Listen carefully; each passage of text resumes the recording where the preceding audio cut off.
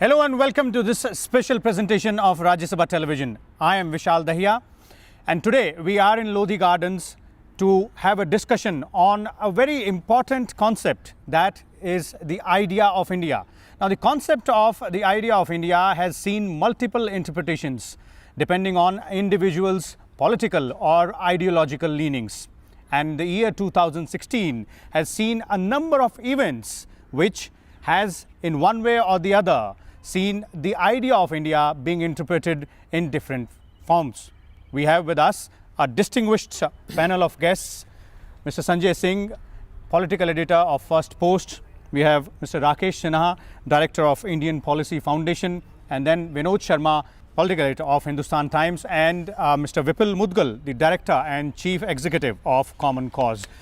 Let me start with you, sir. Vinodji,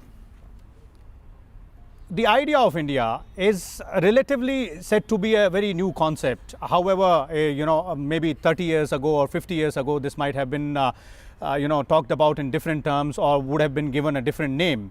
But in today's context, do you believe that the idea of India is now undergoing a change which erstwhile would have been a slow and continuous process, but now it's becoming a little accelerated one?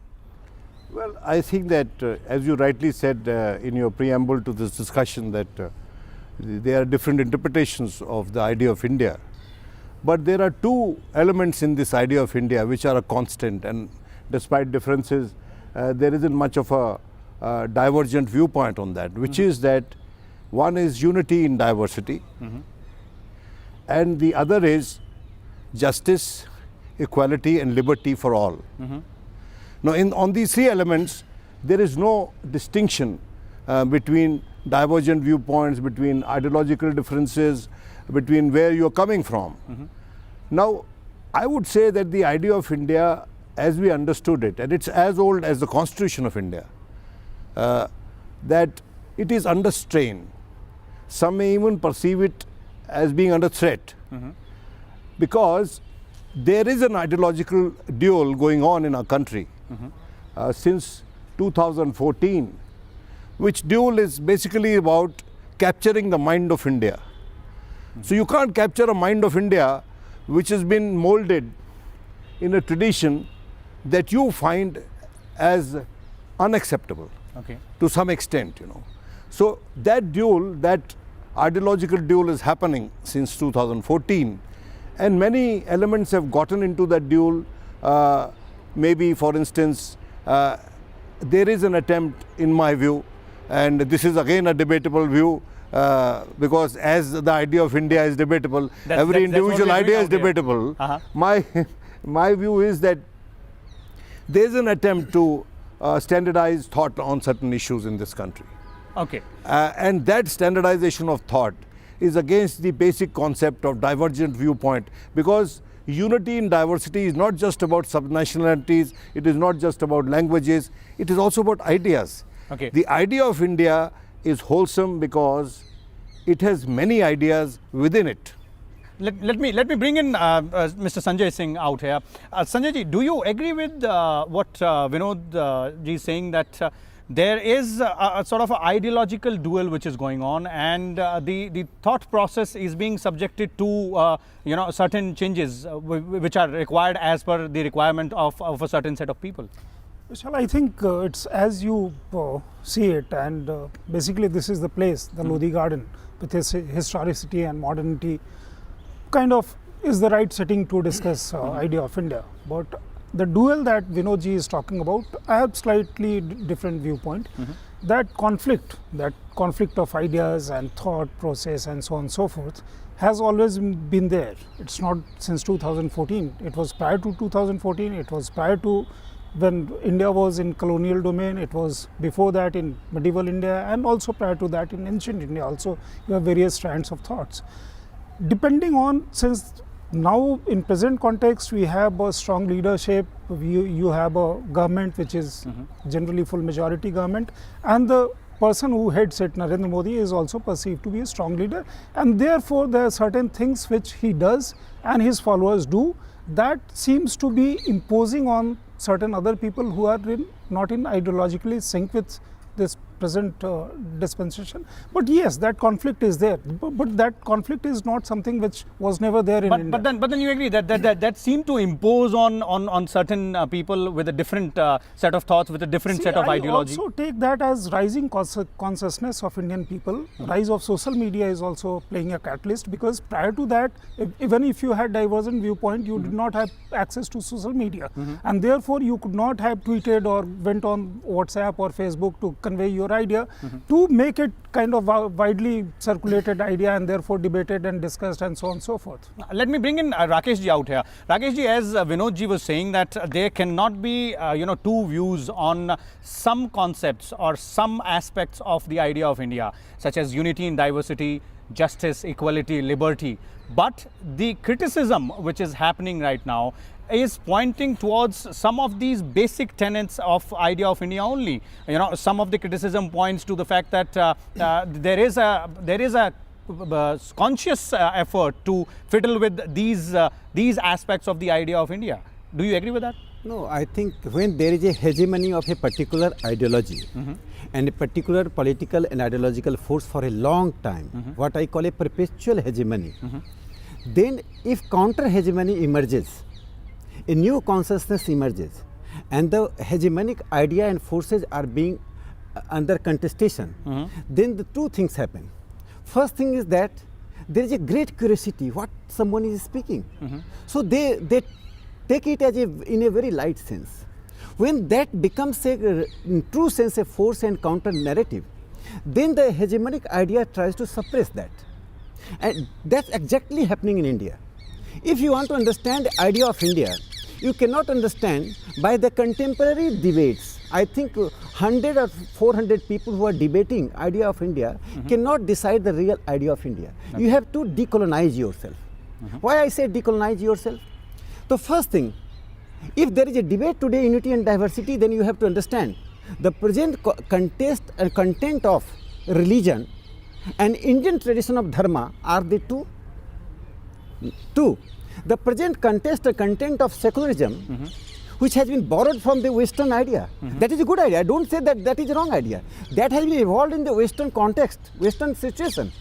And Indian tradition of Pantha Nirpekshta are they two? So Constituent Assembly debate reflected them. I am just quoting Upanishad, which says, Atman Vidhi, know yourself, thyself, and liberate. So you're saying that Indianized version is... Just completing myself. You from Upanishads to Radha Krishnan, Swami Vivekananda, their idea of dharma. So I believe that unless until India is getting decolonized, I say Swaraj of ideas, Swaraj in ideas. Unless you have Swaraj in your ideas, and here the last word, that after Narendra Modi came into power in 2014, the Guardian, one of the most popular newspaper of Britain, wrote, finally Britishers left India. They said in the contest that till now the perpetuation of the same idea, same ideology, a new idea and ideology is coming. So it is not an imposition. Sanjay Singh rightly pointed out, the contestation is the basic core of India. Let me bring in Vipulji out here. Vipulji, do you agree with what Sinhaji is saying, that this is just a counter narrative which is now trying to assert itself, which is now trying to present a different picture and sort of a Indianized version of what several thoughts could have been, and it's not imposing on anyone? No, in my view, the idea of India is such that counter narratives are welcome. And they should be, they've always been. And I don't think it was the hegemony of one kind of thought for a long time. I think Indian thought and the idea of India has been extremely inclusive. It has always included the idea of religions, it has included even the opposition parties. It is a much wider thing. It's not like saying history of India or archaeology of India, or politics of India or economics of India. The idea of India has always been deeply philosophical. There cannot be some set rules to define the idea. But I would say that what had happened in between, the freedom movement of India was a major watershed moment. What all the things of Indian religions and multiculturalism and the diversity of India and the empathy for each other and the respect for each other, all that came together in the freedom movement. You had Ambedkar, you had Gandhi, you had Nehru, you had Patel, you had Azad. So all these people brought in different elements of Indianness, and I think that idea of one government, according to me, is just a blip.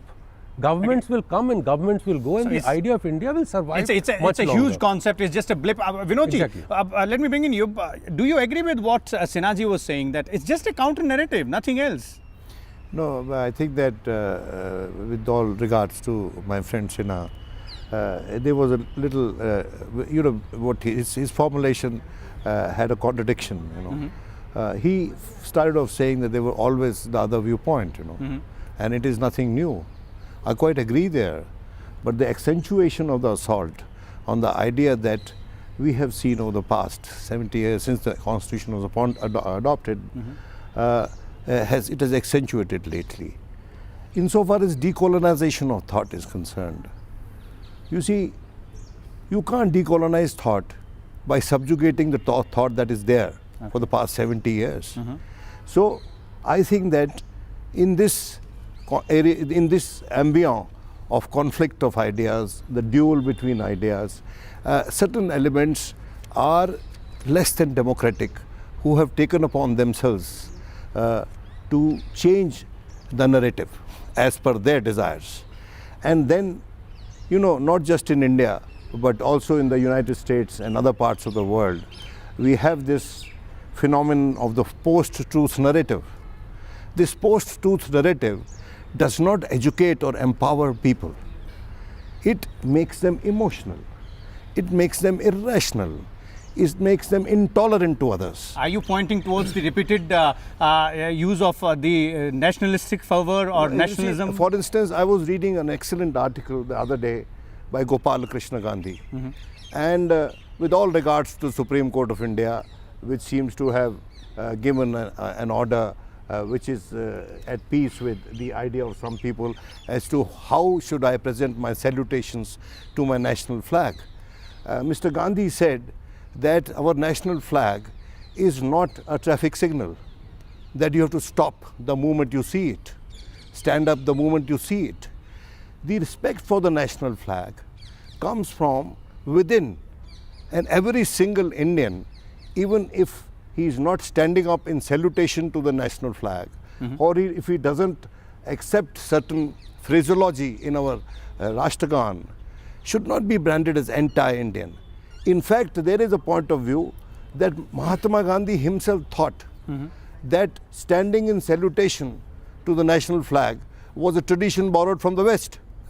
Okay, let me bring in Sinhaji. Sinhaji, Mr.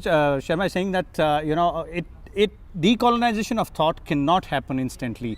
Change is a continuous process. Change will happen. Change has always happened.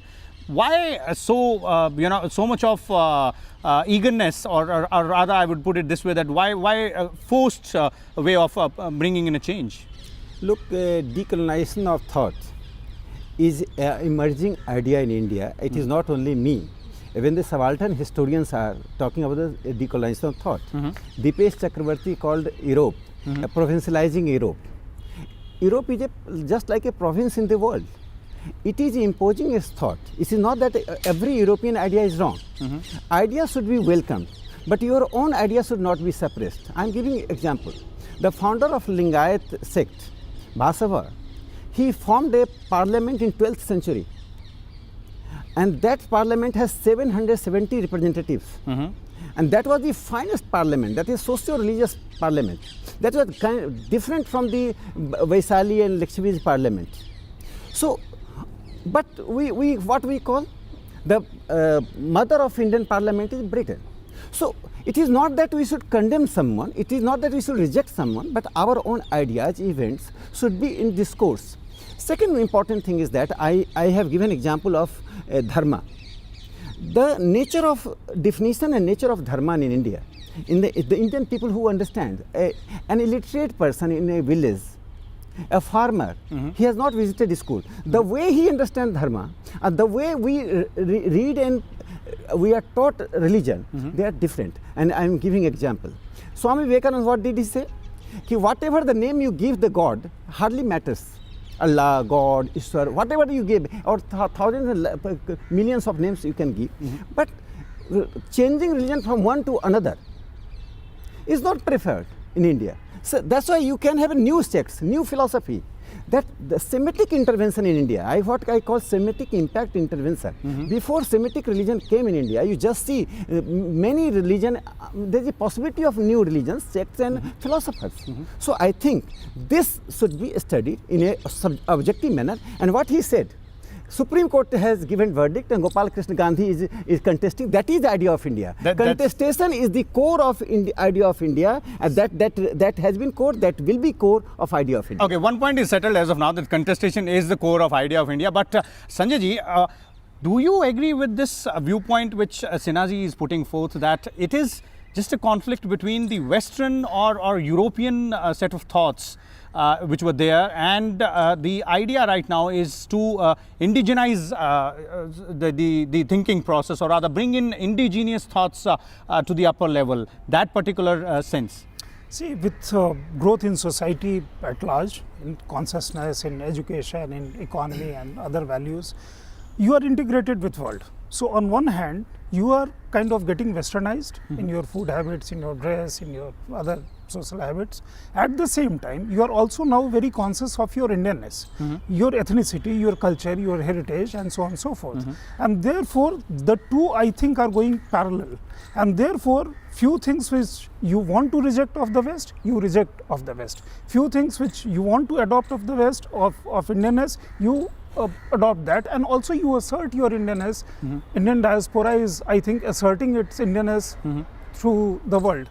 And therefore, I don't really see that conflict, because India, there has been process of evolution since Harappan society to Vedic society to kind of medieval India to modern India till now. I think if we limit that to political discourse, I think we'll be doing injustice to the whole concept of idea of India. And therefore, when you debate and discuss this thing, also you see that lately our society has become slightly irreverential to established thought and ideas towards the established writers who were established person whose name kind of commanded the aura, and nobody would dare question their thoughts and ideas. New names, people new thoughts. have started, particularly the younger generation has started questioning their thoughts and ideas, and I say social media is hugely contributing to that, because it is accessed by youngsters as well as people from older generations, and therefore that contest of idea that is going on, I think that's a healthy process which social media has unleashed. Part of it is of course questionable and debatable, but part of it of course is a healthy process. Vinod ji, Sanjay ji is saying that looking at it, this entire thing from a political prism would not be doing justice to it. One thing which I want to, one question which I want to pose to you is that 2016 has seen a number of events, at least half a dozen events, which have seen the discourse going from say one particular level to the pitch going higher, and includes the social media as well, and then it goes in a different direction where it might not have been intended. What I mean to say is that there have been several events.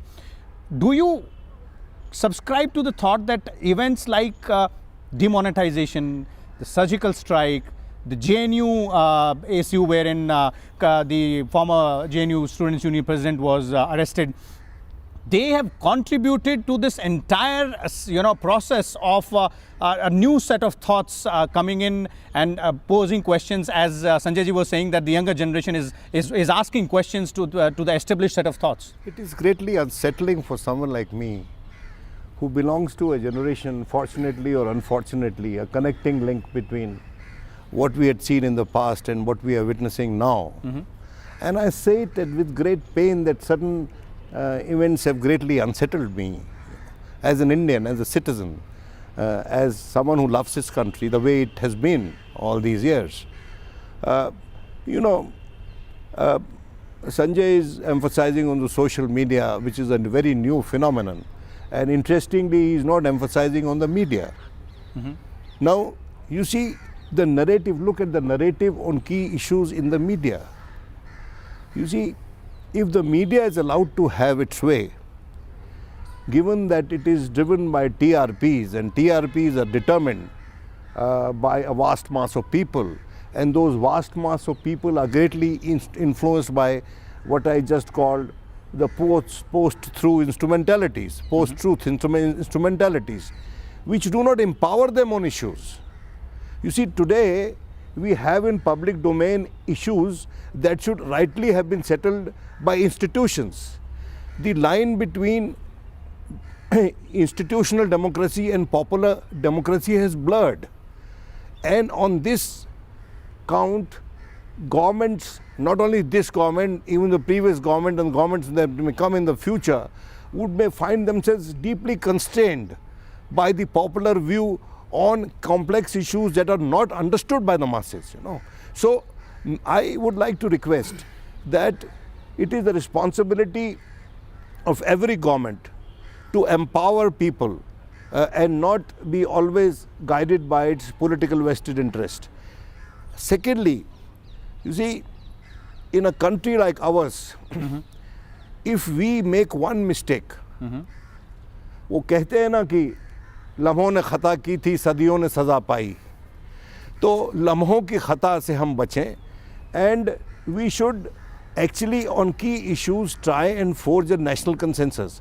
Congress party has been lammed consistently and rightly so on many issues, but Congress party could successively rule India for so long and disprove Churchill, because it was from the very beginning a coalition of ideas. There was a very distinctive left of the center, right of the center scheme, which and the merged together, two merged thoughts could bring up the centrist scheme, which was acceptable to all. I would request the present day rulers and the present day government and our own Prime Minister that there has to be a conscious effort at creating a centrist view that is acceptable to all on key issues.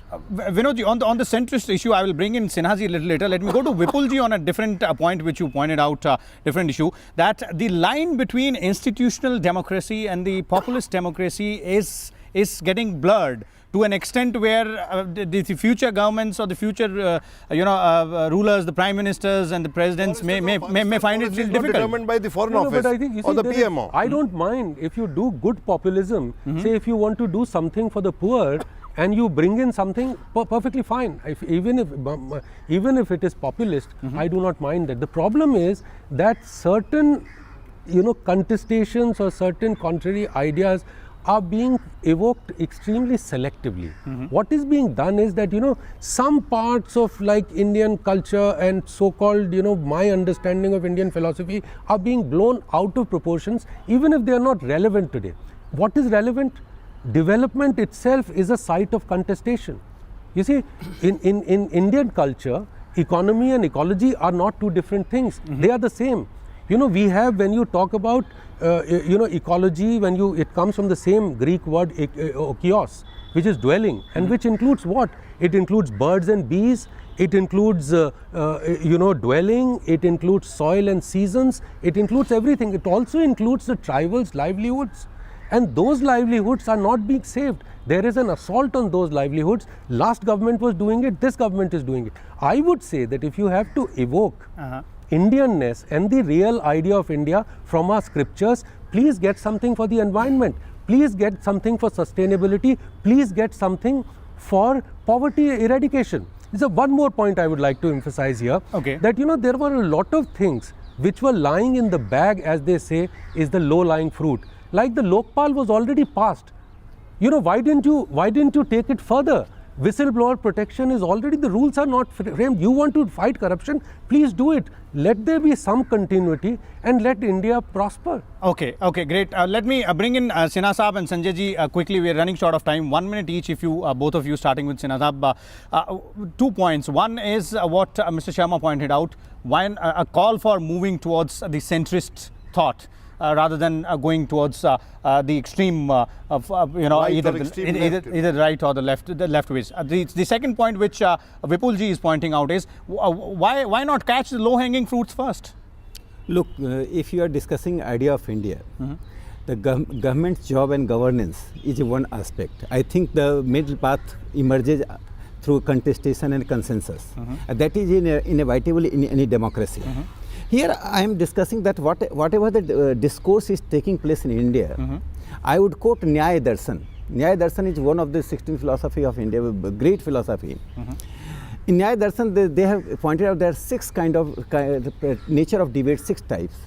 One type debate is Vitandavad, Cavilism in English we call. So this is a Vitandavad. You have to kill your opponents without logic, without empathy. You are wrong. You have to prove you are wrong.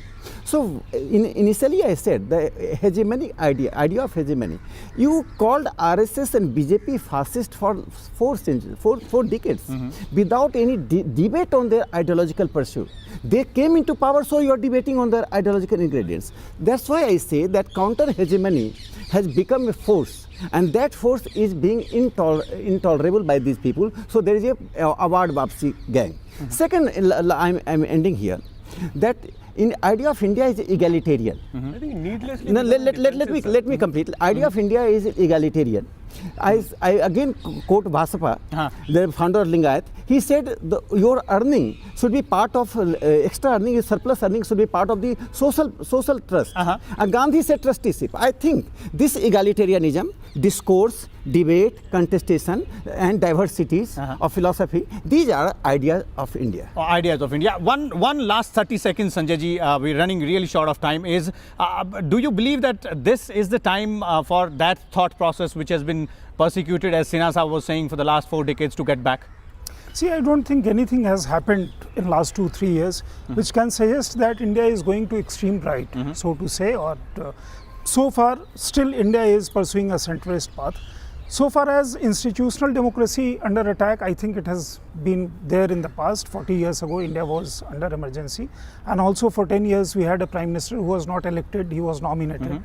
So that debate, I think, will go on, and it's good that you are bringing out these kind of debates on this particular forum. Well, thank you so much. So this was the freewheeling debate on the idea of India, and as expected, there were as many thoughts as the guests we have on the panel out here. But at least one point which all of us could come to agree to was that the idea of India should include and does include the importance of agreeing to disagree. We'll come back again with a different topic on a different day. Till then, keep watching Rajya Sabha Television.